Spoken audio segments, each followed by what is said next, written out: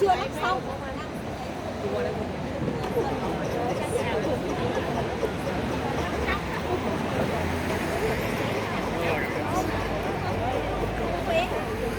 Thank you everyone for being here with us today. Thank you for your time. Thank you to all the social medias, to everyone for standing here today. To all the moms,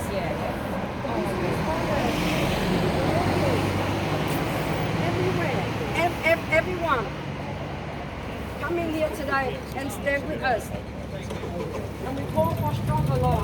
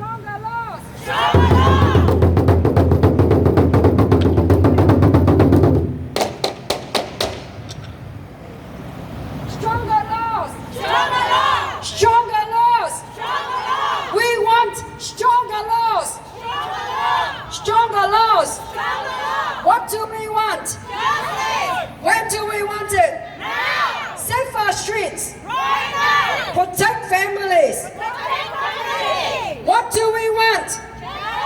Justice! Justice! When do we want it? Now! Safe our streets! Right now! Protect families! Protect communities! Ladies and gentlemen, hi everyone, I hope you are well. Thank you for your standing here with us today. Today, I'm standing here not as a politician, not as a representative of any political party, not for any political organization, and not for any individual. I'm standing here as a mother. And around me today are all the mothers, fathers, grandparents, families, business owners, and ordinary members of our community. We may have different backgrounds, we may speak different languages, we may have different skin colors, we may have been born in different countries, but today, none of those matters. We do not distinguish between race, ethnicity, skin color, or background. Because when a mother worries about her child, that fear has no nationality. When a mother loses her child, that pain has no color. And when an innocent person becomes a victim of violence, their life does not matter more or less because where they come from. And today, we stand together as Australians, ladies and gentlemen. We're standing here because Australia is our home. We stand here today because we love this country.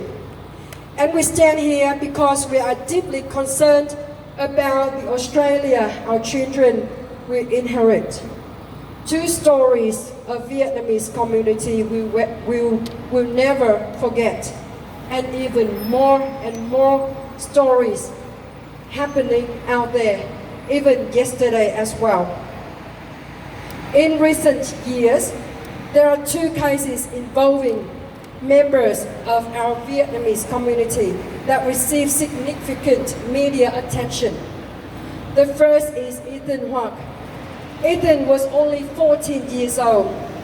On the 26th of 2023, Ethan was attacked in St Albans. He never came home. 14 years old, ladies and gentlemen. Please think about that age for a moment. At 14, a child should be thinking about school, about friends, about sport, about what they want to become when they grow up. At 14, they should still be able to call their mom when they are scared. They should be able to walk through the front door and say, "Mom, I am home." But Ethan never got a chance. And his mother never got to hear those words from her son again. For most parents, when our children leave the house, we say, "Be careful. Call me when you get there. Text me when you are coming home." Sometimes our children roll their eyes. Sometimes they say, "Mom, I will be fine." And wait. We wait until we hear the door open. Only then we do feel relieved. But imagine being the mother whose door never opens. Imagine waiting for a child who will never walk through that door again. Imagine looking at his bedroom, his clothes, his photographs, his belongings. Birthday will still come. Christmas will still come. Mother's Day will still come. His friend grows older. They finish school. They will find jobs. They will fall in love. They marry. They may get married. They may have children of their own. But for Ethan's mother, there will always be someone missing. Her son will always be 14. There is no court decision that can give a mother those years back. There is no sentence that can return her child. There is no law that can erase what happened. And for years, who has also had to live through the legal process surrounding her son's death. And for the rest of her life, she will carry the essence of the future she should have never had her son. It gives me sorry.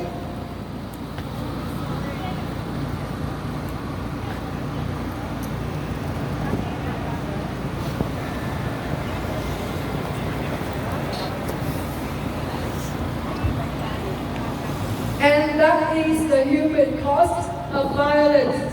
It's not only one life taken, it changes entire families forever. Thank you, darling. And then our community lost Mr. Ben Viet Truong just recently. Our Vietnamese community experienced another tragedy.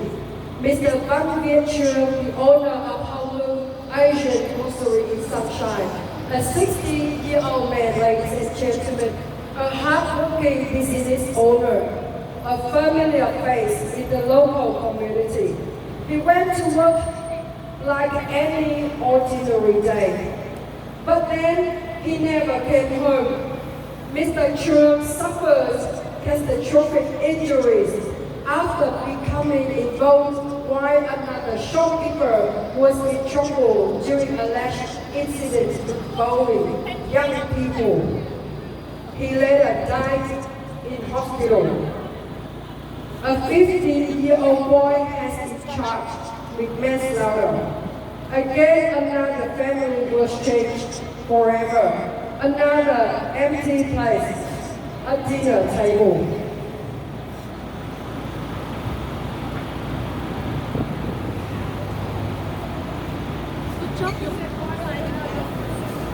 Just very emotional moment.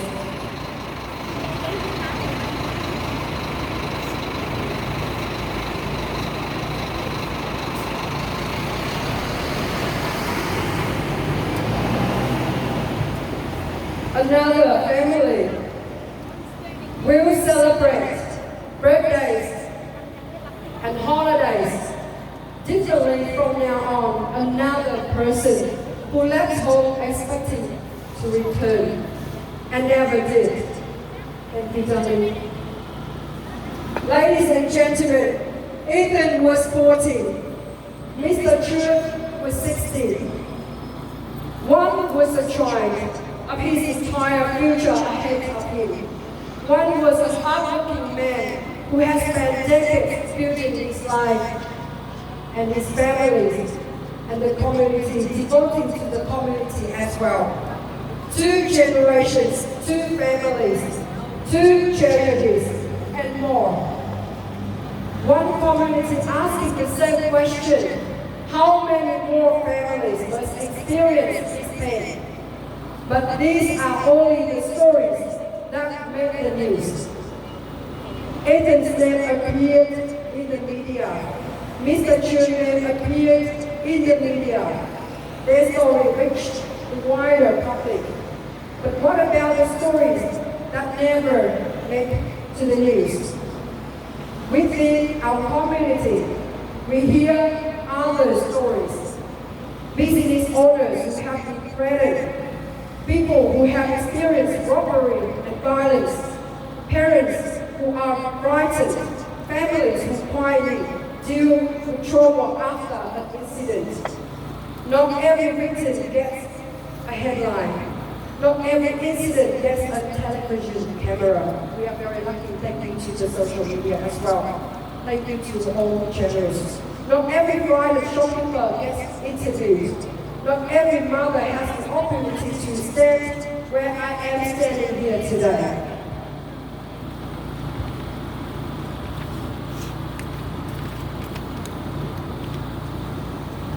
But just because you do not know their names does not mean their suffering does not exist. Today we want to give those people a voice too. We are mothers.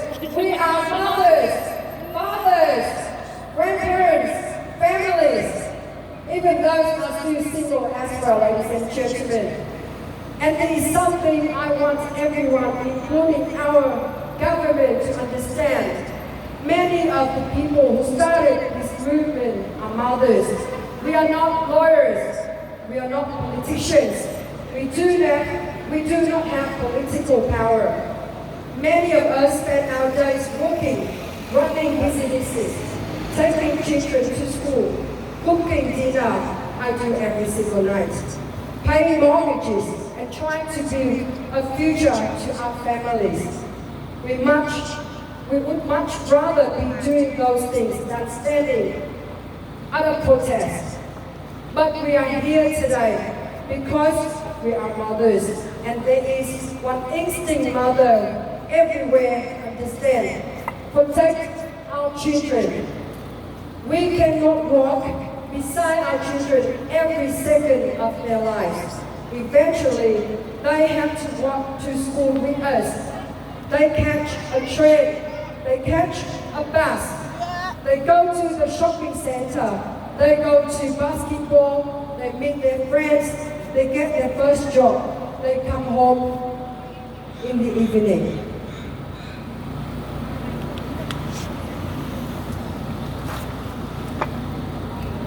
And every parent eventually has to let go of their child's hand and trust that the community around them is safe enough for them to take those steps alone. The trust matters. Our children should not have to calculate whether another group of young people may be carrying a knife or even scissors, like the incident yesterday. The 10-year-old son was punched, and a mother, a 46-year-old mother, trying to protect her son just in the CBD, in the Melbourne CBD, was stabbed by the 27-year-old attacker. A teenager should not have to wonder whether their shoes, their phone, and their jacket could make them a target. A child walking home from school shouldn't have to be constantly looking behind them.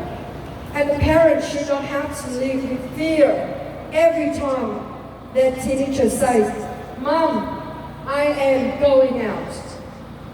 What kind of future are we creating if fear becomes normal for our children?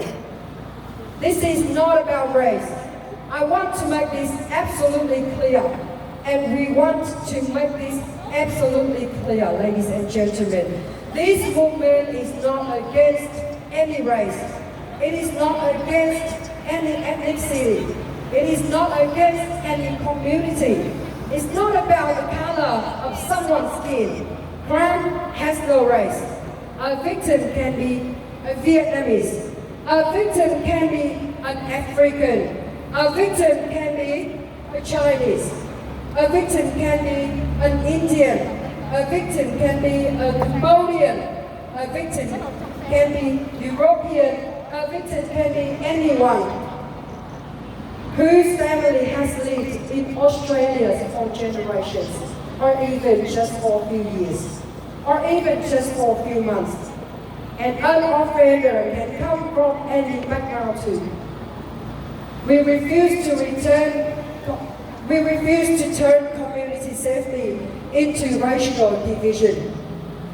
Today we stand beside every family that wants the same simple thing, to see their loved ones come home safely, ladies and gentlemen.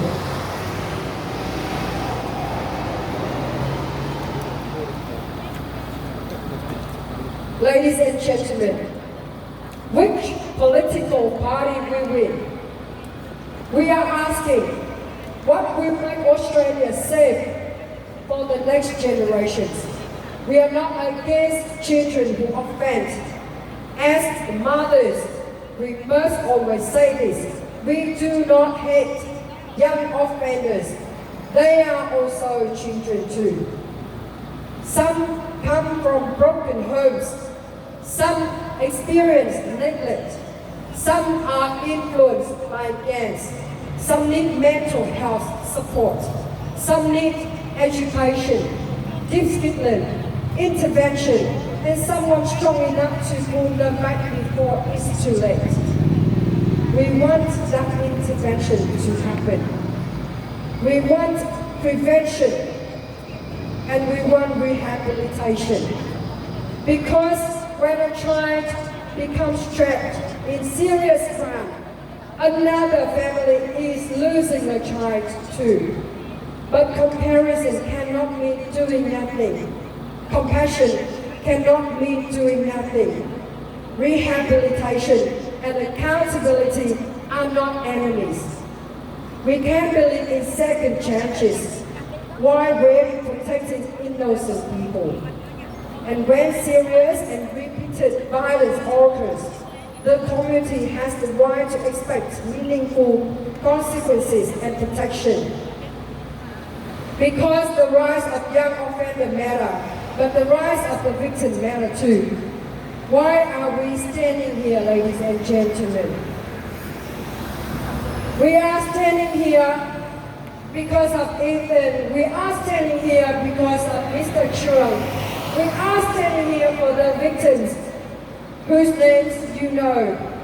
And we are standing here for the victims whose names you might never know and you will never know.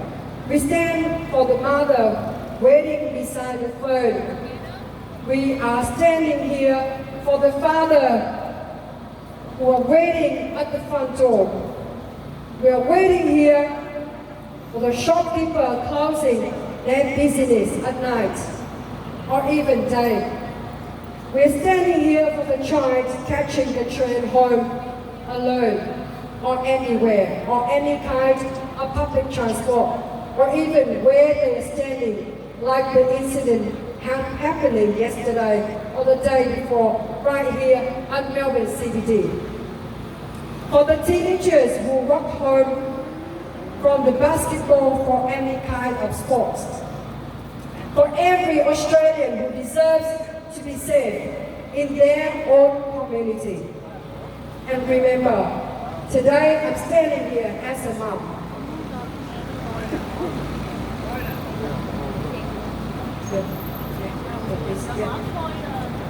We cannot bring Ethan back. We cannot bring Mr. Chu back.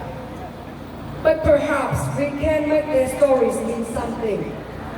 Perhaps their stories can force us to ask difficult questions Perhaps their stories can help prevent another mother from receiving that phone call. And today, we're having Ethan's mother standing here in the crowd, asking for the justice. And she's still waiting for a son who never comes back.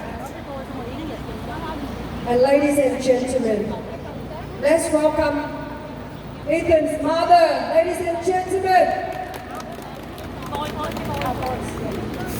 She's going to share her stories by the voice, and please have a listen to Ethan's mother.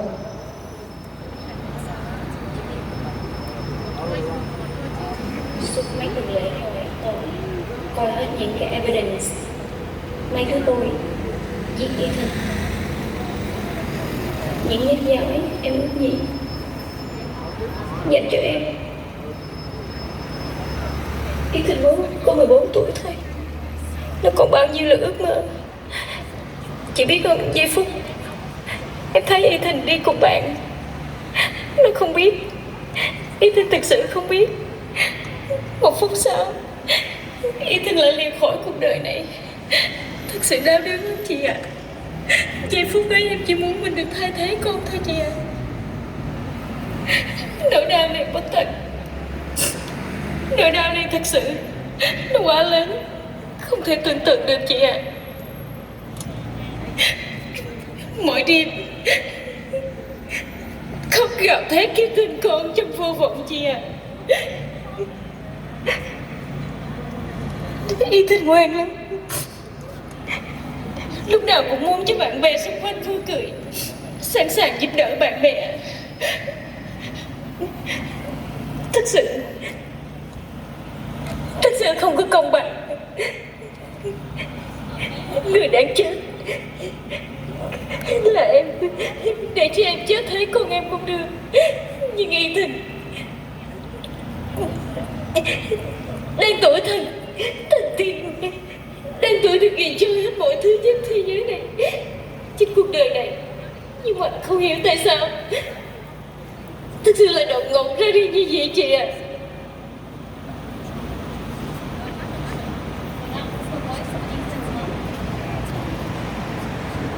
So that was the voice of Ethan's mum, the family that's left behind to suffer. And I will translate what she was saying. And as you can see here, everyone's emotional and crying. She goes, every single day that I sat in court listening to the evidence was really, really hard for me. And every knife that Ethan was stabbed, I wish it was me that was stabbed instead. I call his name in the void, but he's not there. And I know nothing will ever bring him back. I'm sorry I can't remember it all, but she says, life is really unfair, and I blame myself more than anything else. So what you hear was the anguish of a mum, and any mum would say.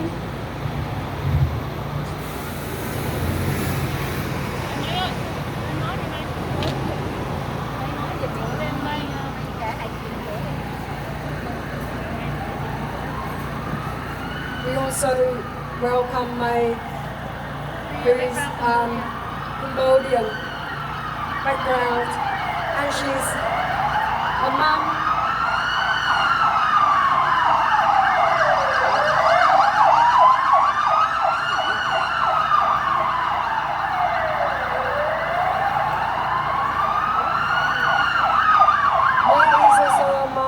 Business owner. She will also share her story as well, ladies and gentlemen.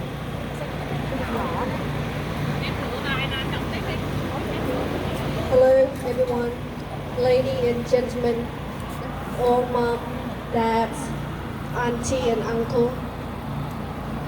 A few years ago, it was a day that I took my daughter to the station to show her catch the train to school.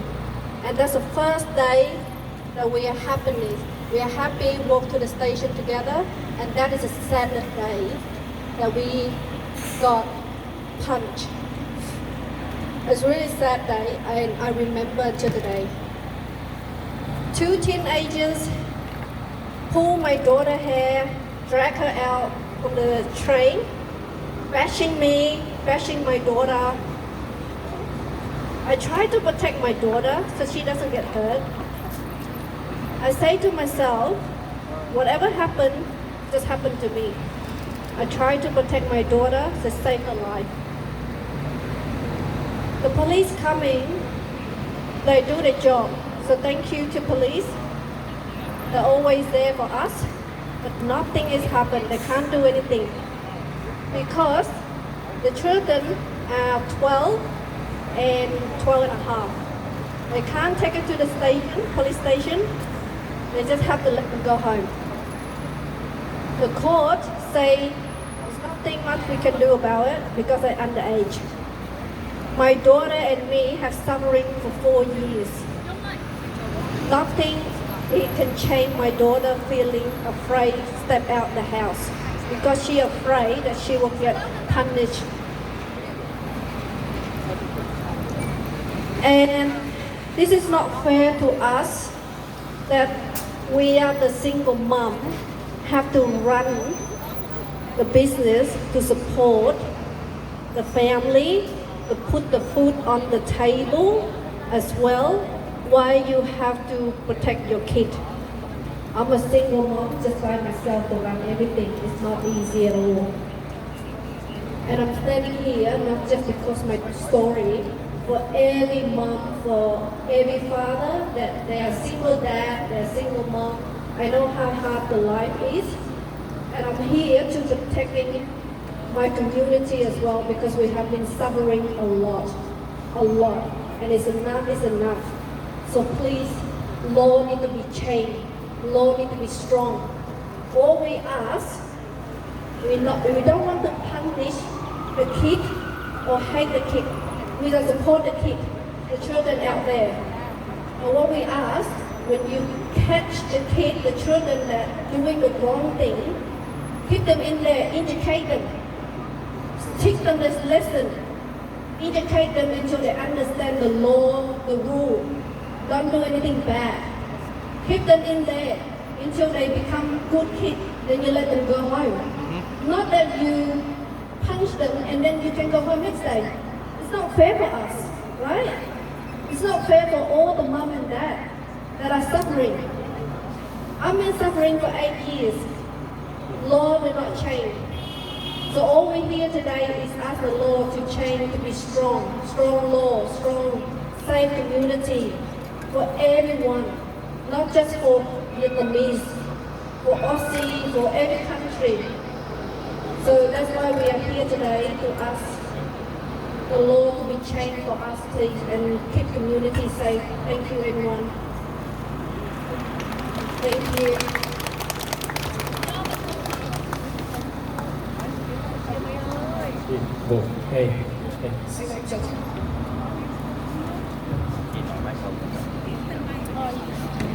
Ladies and gentlemen, and so we are here to ask for stronger laws, stronger laws, stronger laws.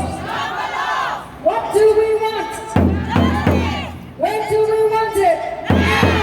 Safer streets, protect families, protect communities. Ladies and gentlemen, thank you again for standing here with us today. We are here peacefully. We're here as parents, families, business owners, and members of our community. And we're here because we are concerned about the future of Victoria. I want everyone to hear these numbers. In the 12 months to March 2025, offending by children aged 10 to 17 reached the highest level recorded since electronic records began in Victoria in 1993. Children represented only around 13 of offenders processed by the police, but they accounted for approximately 63 of robberies, 46 of aggravated burglaries, and in the full 2025 calendar years, Offenders under 18 accounted for 62 of robberies, 58% of carjackings, and 53% of home invasions. Almost half aggravated burglaries. Think about those numbers. Ladies and gentlemen, and we also welcome a friend who will have a speech to all of us as well, and she will also share her story. What's your name? My name is Rhoda, and I'm talking for the Somali community. Not long ago, we lost a 15-year-old Somali boy, all because he was in the wrong suburb because of the postcode, and we had that issues in the UK. The 15-year-old Somali boy, his name was Darawid Mohammed. He was only 15, a student young boy, and from the Craigie Burn. And that was 4th of July 2026. He was just like my daughter's age, really, and he was stabbed by a 22-year-old gang members. I believe we parents are suffering most from the community everywhere. Violence is a no to all race, and nothing will ever bring back Darawid Mohammed ever again. He was only 15, and this is going out of control for all teenagers to go and face crimes that is way too big for them, and also death. The boy that was the 17-year-old that stabbed Anthony, what was it? Ethan. Now he's also facing charges, which is that's two children that we lost. Two parents will never get those two children. One is going sentenced, and one's going 2 meters down the ground, which is buried. And same goes for Darawid Mohammed, as a young Somali boy that will never be seen ever again. And I really, all my prayers goes out to the Somali community, or every community out there that lost children. I'm a mom of 3, and I can feel the pain that everyone's going through. And we all have to come together and say no to the violence. Thank you very much for letting me speak. Thank you, darling. And she's from background Somali background, Somalian background. Thank you so much to our friend, and also representing for Stand Up as an Australian, ladies and gentlemen. Thank you. I appreciate it. If anyone wants to share your story, let's pick up. And we are standing here today in requesting the adult crimes. They deserve the adult crimes, ladies and gentlemen, regardless of the ages. We want the law to be stronger and to protect our families, protect the children. Ladies and gentlemen, think about those numbers. The crimes are rocketing in recent years. They are not just statistics. Behind every number is a person, a mother, a father, a child, a worker, a shop owner, anyone, a family whose life may never be the same again. And today I want to make something absolutely clear. We are not against young people or children. We are parents ourselves. We love kids. We want our children and any other children to have opportunities. We want children who are heading down the wrong path to receive help, education, intervention before it's too late.